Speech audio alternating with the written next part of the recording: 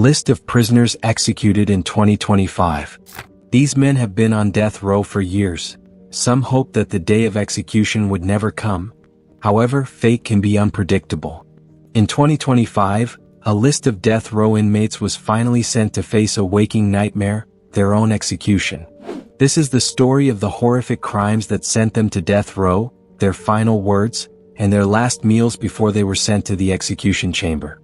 If you just found this channel, you've stumbled upon a true crime gem. Take a second to subscribe to Creepy True Cases so that you don't miss a beat. First on the list is Demetrius Terrence Frazier.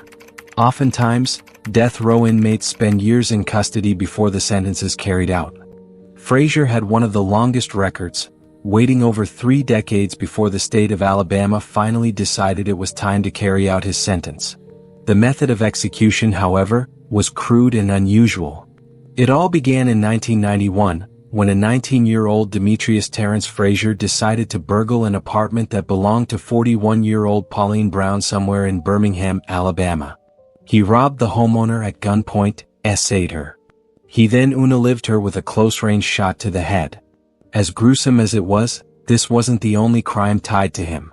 He later confessed to unaliving a 14-year-old girl named Crystal Kendrick in Michigan.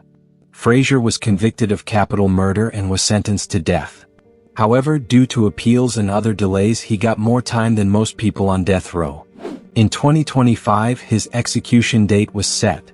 He was to die by nitrogen hypoxia, one of the most controversial deaths of that era, due to its unsavory physical effects. Frazier was only the 4th death row inmate in the U.S. to die by nitrogen asphyxiation. The execution took place at the William C. Holman Correctional Facility on the 6th of February 2025. As is typical with this form of execution, Frazier struggled and jerked while the gas was administered. The 52-year-old's final meal was a beefy 5-layer burrito, chips and dip, a chicken chalupa supreme, a crunchy beef taco, and a Mountain Dew. His final words were an apology to the family of Pauline Brown. It read, "What happened to Pauline Brown shouldn't have happened," then wrapped up with a final word to his hometown, Detroit strong. Next, Brad Keith Sigmund. On the 27th of April 2001, Sigmund went over to the home of his ex-girlfriend's parents with a baseball bat. William David Lark, 62, and Gladys Gwendolyn Lark, 59, lived in Greenville County.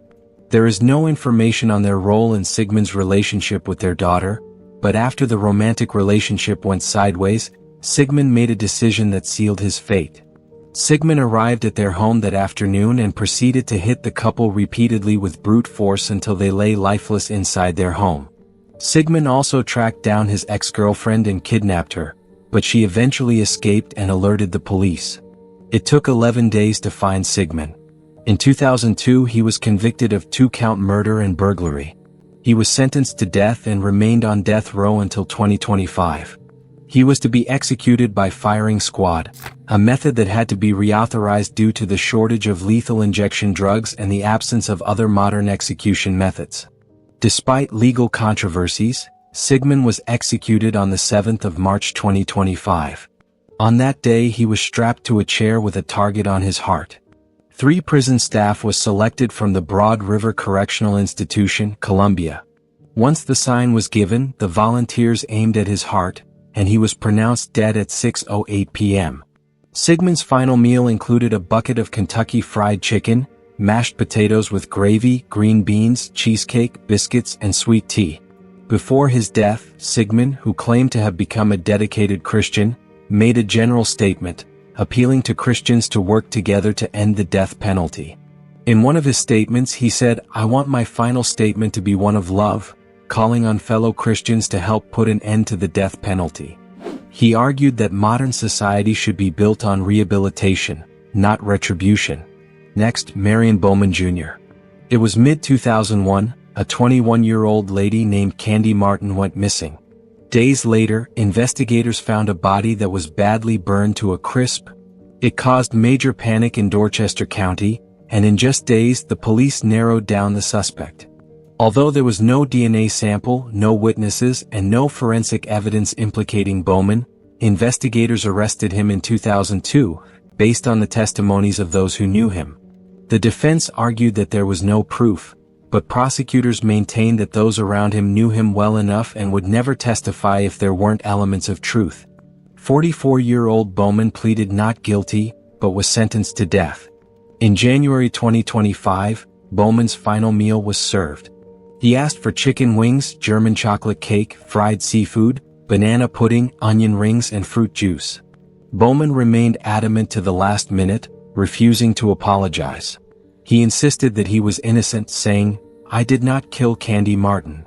The execution proceeded as scheduled, leaving a trail of uncertainty. Next, Aaron Brian Gunches. On the 14th of November 2002, Mesa, Arizona, Gunches had visited his girlfriend one afternoon and found her injured in several areas. She told Gunches that she had a big fight with her ex-husband, and it got physical. The ex-husband, 40-year-old Ted Price, was still around the vicinity and was seriously wounded from the fight. Gunches and one of his friends offered Ted a ride to the bus station, but instead they kidnapped him and drove out to the desert. The police found Ted's remains off Beeline Highway with 4 gunshot wounds. Their investigation led them to Gunches, who pleaded guilty to first-degree murder. Unlike many in his shoes, Gunches did not appeal and instead requested that his execution date be expedited. On the 19th of March 2025, 53-year-old Gunches was led to the execution chamber at the Arizona State Prison Complex, Florence, and was executed by lethal injection. His final meal was 2 sandwiches, a double Western bacon cheeseburger, French fries, baklava, and onion rings. He was asked to make a final statement, to which he declined. Next, Stephen LaWayne Nelson. This was one of the most gruesome crimes committed in Texas.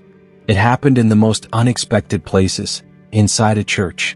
37-year-old Nelson entered North Point Baptist Church, Arlington, Texas, in broad daylight with an evil intention.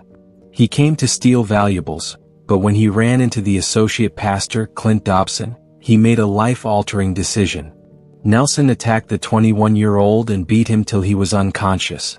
Nelson proceeded to gather up valuables such as electronics. But something else happened that day. Susie Jackson, a 67-year-old lady who held the position of church secretary, stepped out to see what the ruckus was about. Nelson brutally attacked and killed her inside the church. But what he didn't know was that surveillance cameras were watching. Nelson was quickly arrested on the same day after surveillance cameras and fingerprints gave him up. His execution was scheduled in February 2025. On that fateful day, he didn't get any special last meals as was the law in Texas. Instead, he got the standard prison menu. He said his goodbyes to his wife and showed no fear or remorse. Right before the lethal injection was administered, he looked over to the warden and said, "Let's ride, warden." James Dennis Ford. Ford didn't just commit murder. He desecrated the bonds of friendship. In April 1997, a young couple from Charlotte County, Florida, Gregory and Kimberly Malnery, decided to go on a fishing trip. They took their little daughter, 22-month-old Miranda, along for the jolly trip. However, the couple never returned. According to investigators, one of Gregory's co-workers, Dennis Ford, invited the couple on the trip, but what happened next shocked the court. The records showed that Ford shot Gregory with a .22 caliber rifle, then proceeded to beat him with a dull material until he passed. Kimberly was essayed and then shot. Miranda was found more than 18 hours later, strapped to her seat, extremely dehydrated, and covered in her mother's blood as well as scars from insect bites. Investigations led to Ford's arrest. He was convicted in 1999 on 2-count first-degree murder, sexual battery, child abuse, and more. There were numerous appeals after Ford was sentenced to death.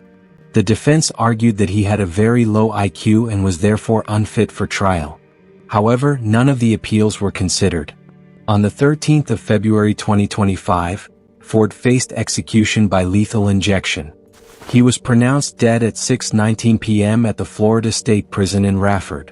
His last meal was quite a spread. He had macaroni and cheese, pumpkin pie, fried okra, steak, sweet potato, and sweet tea.